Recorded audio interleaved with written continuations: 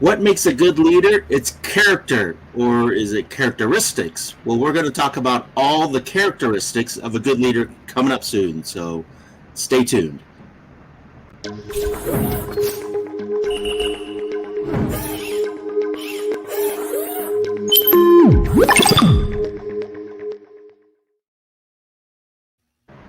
Hey, my name's Chaffee-Thanh Nguyen, and right there is Scott Patton. How are you doing today, Scott? Yeah, I'm doing excellent, Chaffee, and I'm excited. We're in the next segment of our leadership series here. By the way, I do have to comment. Last time you had a big circle from the movie The Ring behind you, and this time you have the circle from the X-Men behind you, only it's kind of angled.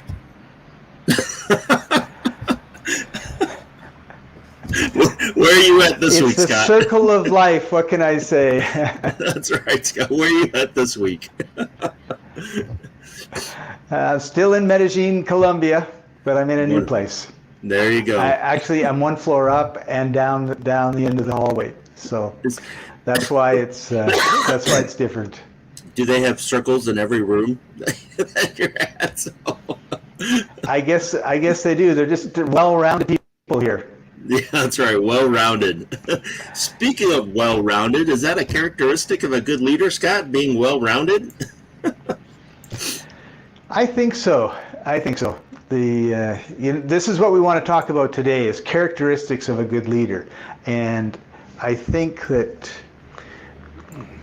good leaders. While one characteristic is well-rounded, you have to be well-rounded because there are so many different personality types that you're going to come into contact with, and you have to lead them all. And so how do you do that if you can't stand a certain personality type or personality type, right? And we're all like that. There are certain types of people we love being around, we really enjoy, and there's other ones that just drive us absolutely crazy, and you can't kick them out if you want to lead people to wherever you want to lead them. Well, in times of war, right? If you're in the army, there's a kind of a hierarchy, right? So do you really have to be a well-rounded person, or do you just command by force or lead by force? Strength of will, sometimes we've heard of that, right? That's an interesting perspective, right? Like, you have a definite mission, you need to take the hill. If you just tell everybody, go out there and get shot, are they going to be fighting to the best of their ability? Or if you just tell them, listen, we have to take this hill because it's going to help us win the war and be victorious. It's part of the big plan. And if you have people that are mad at you, are they going to shoot you in the back as you're leading them up the hill? Well, as Honest Abe used to say, other than the other quote that he had, which is, you can't trust everything on the internet. He also used to say, that if you try to please everyone, you end up pleasing no one, or something similar to that, I think. So if you're well-rounded and you want to please and make everybody happy, I think that's actually a danger to leadership, is pleasing everybody all the time, right? I mean, I hate to say it, only... Well, as you said, there's such a diverse array of people and attitudes and things that you need. Sometimes there's a goal that you have to achieve, and sometimes people aren't qualified to reach that goal, and you could do what you can to help them move to that goal, and at a certain time, you just might have to cut them loose or assign them a different goal, right? Yeah, well, let's take a couple specific situations, because you brought up some interesting ones. So we're at war, Chaffee. We're going to take on the Krakatoians, who are mean, evil people. And I guess one of the parts about leadership is making sure you have the right people on your team in the right place. However, we're talking about characteristics of leaders, not composing your leadership team. So that could be a bit of a question, right? Like if you're if you've got a platoon and there's a bunch of people that really, drive you nuts personality-wise, and you can't figure out how to motivate them to do their best in the coming battle, despite the fact that they drive you crazy, it's going to be a big problem, right? So I don't believe in, like you said, people pleasing. I don't believe in treating everybody the same, right? That's not the point. You don't treat everybody the same. They're all different. One person, a pat in the back, and they're charging up the hill. The other person, a kick in the ass, and they're charging up the hill. But if you pat the guy on the back that needs the kick in the ass, he's not going to be doing his job. If you kick the ass of the guy that needs the pat on the back, he's not going to be doing his job either. So you have to figure out what is the key to getting the most out of the people that so that you all achieve success doing what it is that you want to do. So it's a recognition skill, right? It's recognizing what each individual needs in order to be successful towards that mission or goal that you're leading them towards. So, right. Go ahead. I was going to say, when I started working in the grocery business in the mid to late 70s, the only toolbox the managers had in those days, because usually they made to grade 10 or grade 11 or 12, and then they worked in the store, and then they worked their way up. The only toolbox they had tool they had in their toolbox was a hammer. All they really knew what to do was yell and scream at people, and they didn't have a high level of emotional intelligence, I don't think. That's my opinion as an 18-year-old working for these 30-odd-year-old managers. So I think today we have a lot more tools in our toolbox, and probably 50 years from now, when someone's looking back at having worked with me, they'll say, that poor guy, he just didn't have the education we have today, didn't have the emotional intelligence level we had today, and he just did the best he could with the one tool he had in his toolbox. So I mean, it could be a generational type of comment as well. But I think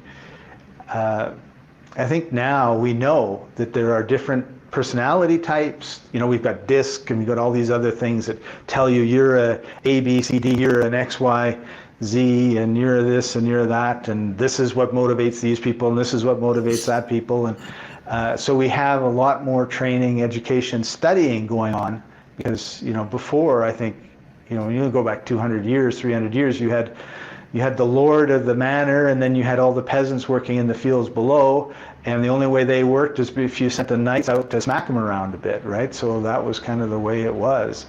And now we've got these huge, massive organizations that they create iPhones, and they create flights around the world and bring you food from everywhere and all the rest. I mean, it's just pretty amazing the change, what we have available to us now, and the size of organizations. And so, of course, if you've got an organization of 10,000 people, you can't just use a hammer. It's going to smash the whole thing. So you mentioned quite a bit in that little monologue of yours. You keep saying that. you get on these little tangents, and you go, and that's all right though. It's my job. It's filled with good information. Only one thing that you're the engineer. I'm the wild horse. That's right. One thing that you mentioned, though, that we've discussed before in other recordings, is the emotional intelligence. And I don't think emotional intelligence was prevalent back in the day that you were working in the grocery store, Scott. I mean, because you're quite old. Absolutely, and that was a long time. So it's a study that's been developed. In the 1800s, nobody knew what emotional intelligence was. Right. So you're right. There's tools like that today that we have studies on how to recognize different people, and the relationship between yourself as well as the relationship between you and others. And that's a study of emotional intelligence. And I think people should really look into what that is, and how they can use that as part of their leadership skills. And none of what we've talked so far is actually listed on the list of characteristics of good leaders that we actually wrote pre-recording, Scott. So I guess let's start with the list. and see if we can hit some topics that I think are important to hit. And the first one is actually we kind of touched upon it as well. Only I think the quote that we have listed for that is by John C. Maxwell, and the quote that we have listed for that is: "A leader is one who knows the way, goes the way, and shows the way." And so I think that's a really important, is that if you want to be a good leader, you got to know the way, right? You got to know what the mission is. You got to know what the plan is. You got to know, you have to have that vision of what the end, having the end in sight before you begin, so that you can lead other people the way. And then, as he says, goes the way, that means you're walking the walk, right? You're talking the talk. So you're not just telling people to do stuff and directing, and you're actually showing them and leading them, versus just saying, you go do it, good luck, right? Yeah, that's really important. If you don't know where you're going and you don't know where the organization is going, then there's no way that you're going to be able to lead anybody in any direction. Well, and also if you're not willing to go that way yourself, I mean, you have to have the determination to go down that direction yourself. So that's key. And as a matter of fact, in the olden days, and you hear stories about this all the time, it was the leader or the general that would lead the attack to the other party, right? They would be in the front, even though that's the most dangerous part, because they were willing to go the way. They were willing to walk the walk and talk the talk, right? You remind me of a story I heard about Gandhi. I don't know if it's true or not, but he was wandering around India as he was, and there was a massive crowd of people around him, and this lady comes up to him and she says, Mr. Gandhi, I don't know how she addressed him, my son eats sugar like way too much, and I want you to tell him to stop eating it so that he's healthier, and blah blah blah blah blah blah blah blah blah. And he looks at her and he says, okay, come back next week. So the week goes by, he's back, the crowd's around, she comes up to him and she says, here's my son, we met you last week and I told you about the sugar, could you please tell him to stop? So Gandhi looks at the young boy and says, stop eating sugar. And she looks at him and says, why couldn't you say that last week? And he says, well, I had to stop eating sugar before I could tell him to stop eating sugar. That's funny. That's a good story, though. Yeah. So I'm assuming that Gandhi stopped eating sugar. That's right. Yeah, he stopped eating sugar for the week so he could tell the boy to stop eating sugar. But I mean, that's all about being in integrity, right? And your followers watch, they see you, and they say, oh, he's telling me to do this, but he's not doing that. He's doing the opposite, in fact. So I'm not going to, you don't end up doing, it's poor leadership. You need to have that in authenticity. So if you're taking notes, this is a writer-downer, as our friend Jay says, Scott. Writer-downer, which is lead by example, right? Lead by example. Lead by being the person that you want other people to be as well, right? And so when you're leading a group of individuals, the way that you earn their trust and gain their confidence is by doing. And when you do, they can see what you're doing and they'll follow you. So lead by example. Yeah. Now, is a characteristic of leadership inspiring their followers? I should hope so. I think that's number 2 on our list.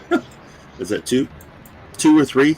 And so let's talk about inspiration. Let's talk about what that means, right? So to clarify, there's 2 different ways of moving people, Scott, and I call that inspiration and motivation, right? So what's the difference between inspiration and motivation? So motivation, to me, is there's a good quote by a guy named Jim Rohn, and he says, motivation is like showering. You got to do it all the time. Otherwise you smell and you stink, and it's not effective. Right? So motivation is when you go to somewhere, you read a book, you watch a video, and you get motivated to move forward. You get motivated to do something. And then after a few days, if you don't continue to watch these videos or continue to read books, it kind of just fades away. It kind of just goes away, right? So if you want to get motivated, that's what people do when they go to a gym and there's a somebody in front and they're motivating them, right? They're energizing them to get through that workout. And then the next time they go to the gym, Right. because you'll never work out by yourself. Only if you have somebody in front yelling at you, telling you what to do, that motivates you to participate. And then, if you have 30 other people there and you're one person in 30 and everyone's doing it, that also motivates you to do what everyone else is doing. Okay. Now, Right. a good leader Yeah, can absolutely. motivate you, right? A good leader can motivate you to do things, and a great leader will inspire you to do it. Okay, so what is inspiration? To me, inspiration is something that comes from within. It is that driving energy that now you've become inspired. That it's something that now you have to do. It pulls you forward versus motivation kind of pushing you forward. Right. So inspiration is that string that pulls you forward, that says, I have to do this. This is something that it must be completed. And so now it's a part of who you are. And you don't need to be motivated on a regular basis in order to be inspired to do something, because it's something that's a fundamental part of who you are and you have to accomplish. And so when you hear about stories about entrepreneurs that are successful, and you hear about how they were inspired to create a product or achieve something, that motivation wears out, right? And so the story of Colonel Sanders, for example, when he had his recipe for his fried chicken when he was 60 years old, if he knocked on 1,000 doors before somebody bought his recipe. Now that's inspiration. Right. If he was just motivated to do that and he went out and after 100 no's, he would have given up, right? That motivation would have worn out. And so he was inspired. So a good leader. It reminded me of a fellow who started the Internet Marketing Center in the year 2000. And he'd been really successful with direct sales, and he was one of the people that moved direct mail onto the internet. And he had 150 people working for him, and almost all of them were working there because they had been so inspired by him.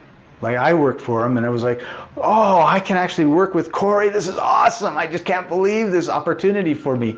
And everybody else was the same way. So although he had a lot of poor leadership characteristics, he was definitely an inspiration by who he was, not by what he accomplished, but not how he was with everybody and every day. That in fact, they actually, the office was in Vancouver, and they told him to go live in San Diego and buy a house there because he was such a micromanager, nothing would ever have gotten done if he'd have been in the office. So but his leadership was from just who he was, what he had accomplished, what he had built, and everybody wanted to be a part of that. And he had a clear vision on what he was doing. We were training people on how to use the internet, which in the 2000s was, nobody knew what a website was. Nobody knew what, you couldn't do what we're doing right now or any of those things. But we knew that this was a new age was opening up, and he was one of the people that had been able to figure it out and was building something amazing, and we all wanted to be a part of it. And I remember Corey too, and I remember some of the things that he did, and it was quite amazing at that early age of the internet. Now we're both dating ourselves. We've been around since the beginning of the World Wide Web. That's right. And I remember that the internet marketing. You're not 22. We thought you were 22, but you're not. I went to one of the conferences that they held here in Chicago, as a matter of fact, and it was like I said, I learned a lot from that group, and it's he was inspiring. And I was going to say something else, and I completely forgot because I got on that tangent. Well, let's move on to the third point we wanted to make sure that we covered, which was leadership is the art of getting someone else to do something you want done because they want to do it. Dwight D. Eisenhower, Commander, Allied Forces, WW2, President of the United States. So he must have been pretty inspiring. Well, he was president for a while. And during a rough period of the United States. And right. That's key though, right? Is when somebody doesn't want to do something and you force them to do it, they kind of hate you because you made them do something they didn't want to do, right? And if there's always that resentment, and it comes back to bite you, right? And you can get away with it once or twice.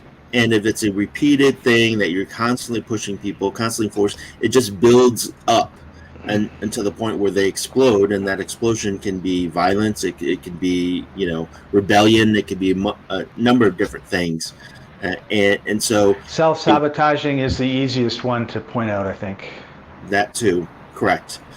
And so if you are a very good leader, then you have a discussion with this individual, find out what their motivation is, find out what their inspiration is, and somehow get them to do that task that you need them to do, and have it seem as if they really wanted to do it, even if they didn't, right? And so what's the driving factor of doing that? And I'll give you an example, Scott, is that sometimes, I work with a lot of entrepreneurs that want to start their own business in real estate or in internet marketing or something else, right? So they want to start their own business. Yep.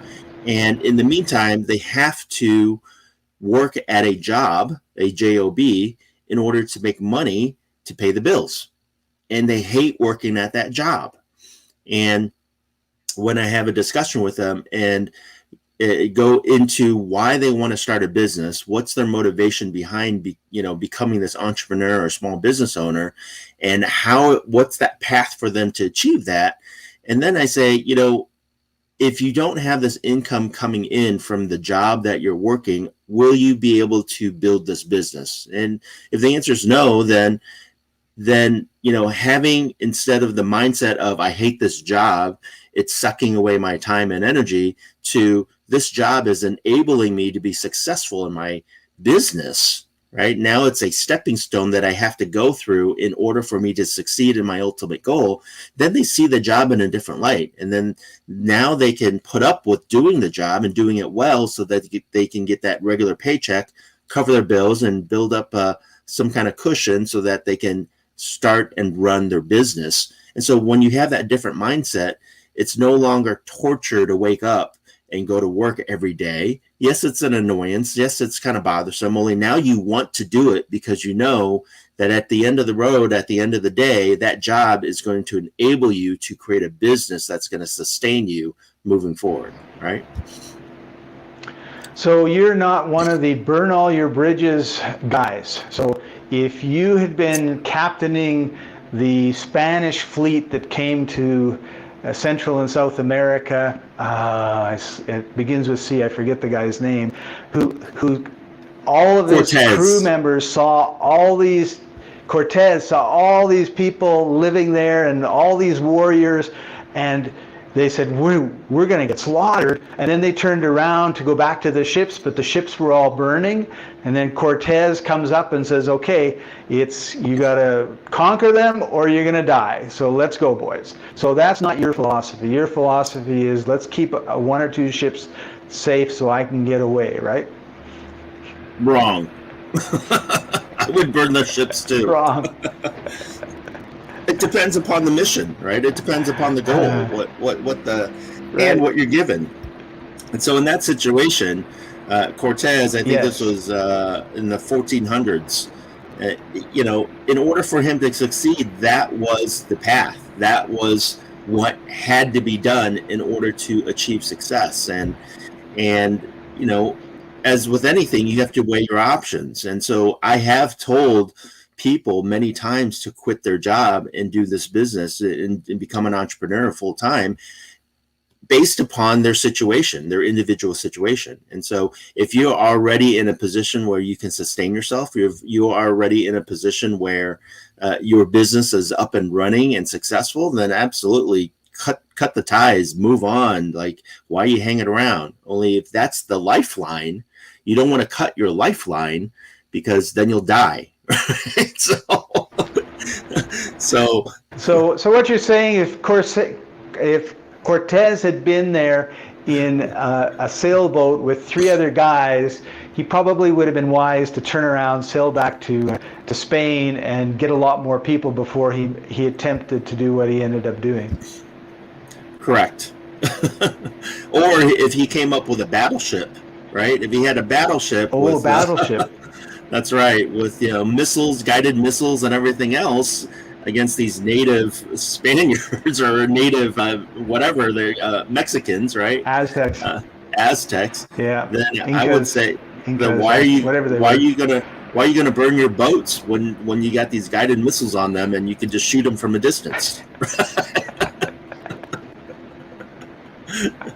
So Peter it depends Drucker upon says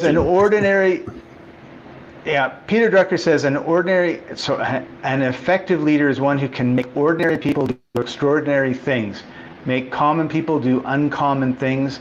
Leadership is a lifting of a man's sights to a higher vision, the raising of a man's standard to a higher performance, the building of a man's performance beyond its normal limitations. So in other words, taking people that are average and then inspiring them to be way above average. That's right. And before we dive into that, Scott, I do want to do a shout out to Kelly Carter, who said, "Hi, fellas." Hi, Kelly. Thanks for joining us. Appreciate you there.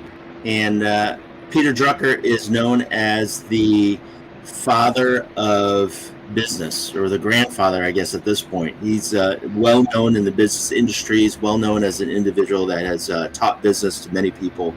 And this is absolutely, I think, what makes a great leader versus a good leader, right?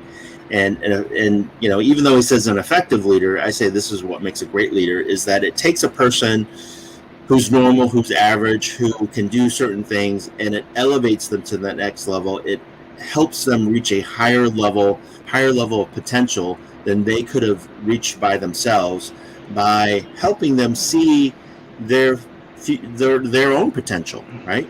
Right.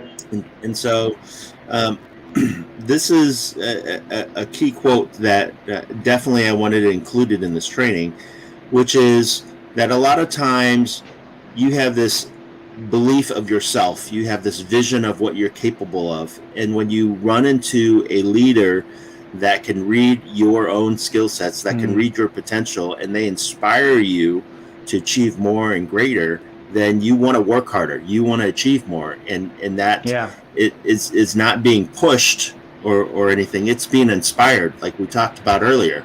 It's now that leader has inspired you to do more and accomplish more than you ever thought was even possible, versus just sitting back and going, "Oh no, I could never do that. Oh, that's impossible." Right? Now the impossible becomes possible. And when the impossible becomes possible, you're able to move forward and do the thing that was formerly impossible, now is possible. You're able to see that and believe it and then go forth and do it.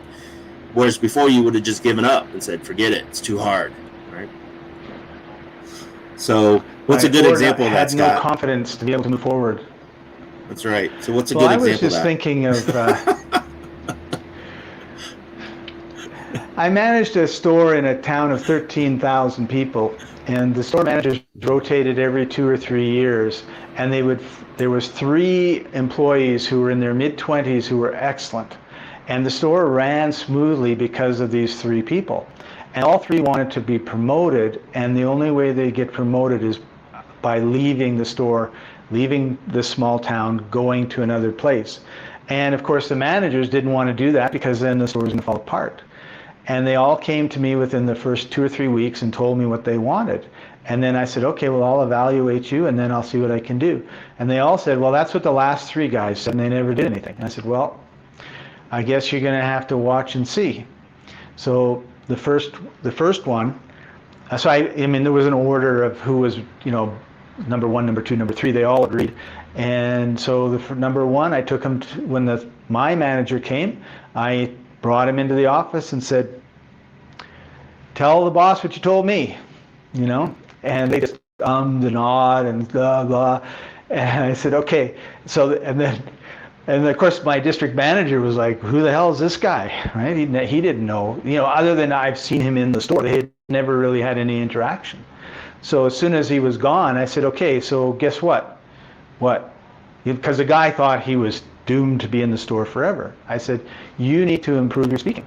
Join Toastmasters. And then he did. And then I said, and you need to, you know, come up to the boss and tell him something that you've done, and let him see you, right? Because you're doing your work, but you're hiding. He has no clue who you are, really who you are. And so he did that. And after 2 or 3 months, my boss would come in and he'd say, that guy's really good, isn't he? Well, he's been coming to this store as the district manager for years, right? But he'd never made any impression on anybody, right? So I said, yeah, he's excellent. And then I told, and of course now the store is terrified because if this guy leaves, everything's going to fall apart. And I said to him, you can't leave the store the way it is right now. And he's looking at me, so now all of a sudden there's this fear, I'm going to be here forever. I said, you have to train somebody to do what you're doing because nobody here knows what you do. And so for the next 2 months, I'd see him working and this guy following him around. and that was kind of like number 4 guy, right? And then in 2 or 3 months, he was in a training program and he became an assistant manager in a way. And over each year for 3 years, I did the same thing. And each year, these people had to do something to improve, but nobody told them what they needed to do to improve. In fact, one of them, when he'd seen the 2 go, he's like, yes, it's a sure thing. And he started to become an asshole. He was a great guy, and then all of a sudden he's treating everybody like they're peons and whatever, right? So this gets back to me like, Dave is not, he's mean. So one morning at 7:30, before everybody's there, before the store is open, my number 1 assistant manager and I are there, and I says, come with me. And I go up to Dave in the middle of this grocery store aisle, and I go up one side of him and down the other side of him, like, how can you be treating people like this? Don't you know, blah, blah, blah, blah, blah. And he goes, yeah, I know, I'm sorry. And then he walks out of the aisle with his tail between his legs, and my assistant manager is standing there right beside me, and I look at him. I said, what are you doing? He says, what? Go talk to him. I knocked him down. You got to build him up, right? You can't leave him, you know, moping around like this. You got to tell him, okay, you know what you need to do. And it was like night and day after that. Oh, he's treating everybody with respect and all the rest of it. And then he got out. So I think one thing is understanding what people want, you know, so what are your goals in this job? What are your goals in this, you know, in the accomplishment of our mission together? And then it's like, okay, great. And then what can we do so I can help you achieve your goals? When you achieve your goals, it's going to help our organization achieve its goals. Or me as the manager or the leader help me achieve my goals, which so you get all these different goals. And sometimes they're diametrically opposed, right? Like there'll be store managers that do nothing to help another store manager no matter what, because they don't want to, that store manager to look good. And if they help them out, they might look better than them, and that would be terrible. So you have to kind of figure out, whose personalities, what they're motivated by, and go from there. So as you were talking, Scott, I brought up a good example that I know of that I've worked with this organization called the Jaycees, or the Junior Chamber of Commerce, for many, many years. And what that organization is that it's an actual young leadership organization geared for individuals 21 through 40 and designed for leadership development through community service. Okay, and so we do community service projects in order to train people to become leaders in the community.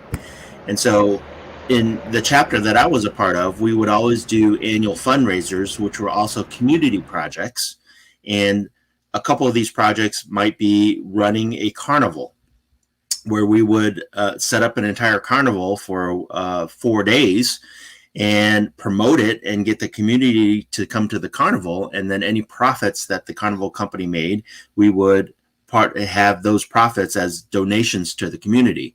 Another one was a pizza contest where we would contact local pizza companies, and they would all donate pizzas to bring pizzas to a certain day and location for a period of a couple hours, and then the public would come and pay an entry fee, $5-10, and they would be able to eat 10 different kinds of pizzas from the local pizza places.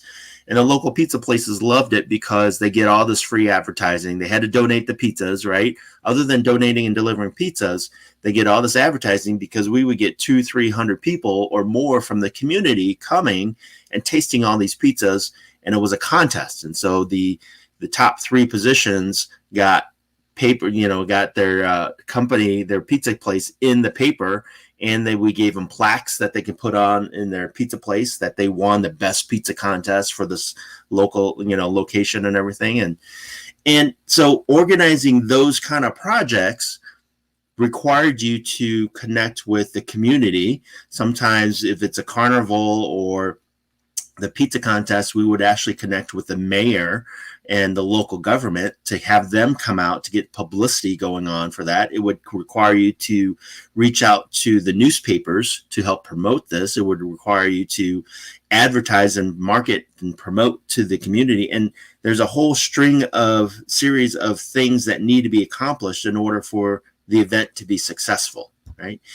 And we would always have a chairperson that would organize that. Now, if you're brand new or you're younger, right, and you've never run an event of this size, it's a daunting task. and you would go, how would I be able to accomplish all that? And you'd usually be picked because nobody else wanted to do it.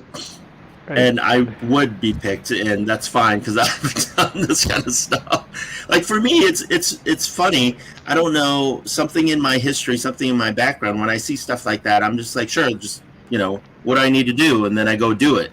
Right? Give it to me. I know a lot of people aren't that way. A lot of people see that and it's like, oh, it's a lot of work. Oh my gosh, how am I going to talk to these people? Oh my gosh, how am I going to pull this together? Well, the Jaycees are a leadership development organization. So we have plans for all this, and we help you work on putting a plan together for right, your particular project or year. And that's how we do it. And so that's the key, is that you're not alone. When you've never thought that you can do this, a good leader can help guide you through that process and support you and point out certain things that you're missing so that you can accomplish what you previously thought was impossible. Right. And that's what a good leader will do, right? They'll pay attention to what's going on, give you a task, give you direction, and allow you to move forward on your own and support you along the way, versus just saying, do this, do this, do this, do this, do this, because now you're just kind of a robot doing what you're being told versus exploring and learning and growing. Right? So what you're saying is, Chaffee, now that we've come to the end of our time together, I shouldn't just tell you to, any last words before we sign off? Well, I think it was my idea to have. Isn't that the way it is? Weren't you going to do that? I'm not supposed to tell you to do it. I'm supposed to maybe suggest, can I inspire you in some way to share a word of wisdom before we sign off today, Chaffee? Yes, and I think that word of wisdom, when it comes to being a good leader, Scott, a couple things runs through my head. Obviously, we've discussed a handful of characteristics of a good leader today. And there's a whole bunch more. You talk to 10 different leaders, they're going to tell you, 10 different things each, right? Yes. And the key, in my opinion, to a good leader is definitely what we talked about before, which is integrity, right? Having the integrity to be who you are, to be consistent with what it is, and also the ability to recognize skills and strengths and support other people versus commanding and just driving and telling, like being a slave driver. That's one type of leader, right? I don't think it's the best type of leader. I think right, the more supportive one that knows, as you said, when to push somebody and when to allow them to run and flourish and grow by themselves. Only being there to be able to support them is key. And the third thing I think is key is the willingness to lead by example.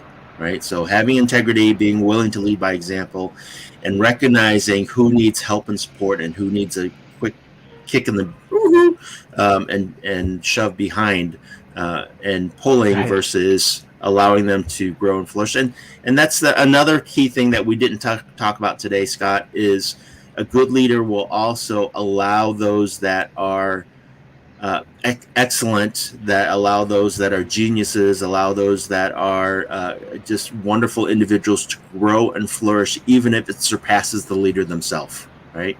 Yeah. So yes, good point. So, don't be stuck on, I have to be the best because I'm the leader. You need to foster the growth of those individuals to you, even if their potential surpasses your own. So, yeah. I've often heard people that are good leaders, top leaders in the real estate industry say, one of the things they do is join masterminds. So there are, lots of leaders, and they say, if I'm in a room and I'm the smartest person in the room, I'm in the wrong room. And, that's really, really important. And if you can surround yourself with people, it's like the conductor in the orchestra, right? He's probably not very good on the violin, and he's probably not very good on the trumpet, and he's probably not very good on the piano, obviously better than me on all of them, but he manages to get that beautiful harmonic sound coming out of all these different people, and if it wasn't for him up there, it would sound totally different, and supposedly worse, but who knows. Absolutely. Well, Scott, I think we're to the end of our recording today. It is. So how can somebody find you, Chaffee? I think you have a video.